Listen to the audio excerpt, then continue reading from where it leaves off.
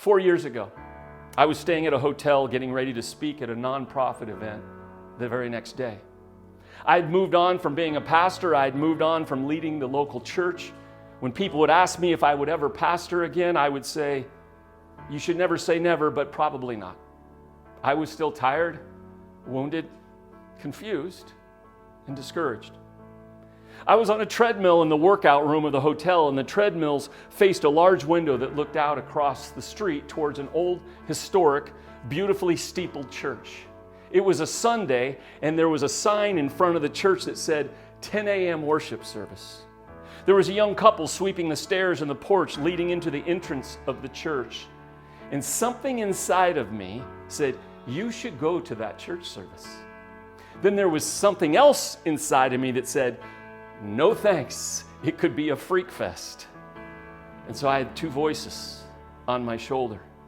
I had a voice on each shoulder, and somehow the you should go voice won out. After my workout, I showered and went across the street. Strategically, at 10:05, I snuck in to avoid any awkward conversations, and I sat in the back pew. The church probably held 200, but there was about 60 people singing. The woman who was sweeping the stairs earlier was now on stage alone with an acoustic guitar, leading people in music. And when the songs were over, people sat down, and the young man who was sweeping out front earlier walked up and gave a simple yet powerful message on the prodigal son. And for whatever reason, I cried the entire service. Nothing spectacular happened. There were no theatrics, no flashing lights or hero worship. Just songs about Jesus and a message about Jesus. When the man was done speaking, he said this, never forget, hey, let's go out and live like Jesus with our families and our neighborhoods and our workplace and our world. And then, hey, let's get back together next week and learn more. And that was it. I snuck out the back before anyone could talk to me. I got back to my hotel, and a thought kept repeating in my mind. If I ever was to start a church, and most likely I won't, but if I ever was, the motto would be, we would be a simple, safe, and servant-focused church following the teachings of Jesus.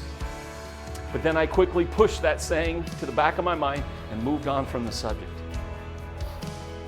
But when I look back on that very dark, confusing road in my life, I realize my heart was burning. My heart was burning. I didn't realize it at the time, but now, as many of you know, as we started Live58 Church last June in the middle of a pandemic, the mission and motto for this church became, we will be a simple, safe, and servant-focused church following the teachings of Jesus. Can you look back at a time in your life and you realize now, in hindsight, your heart was burning?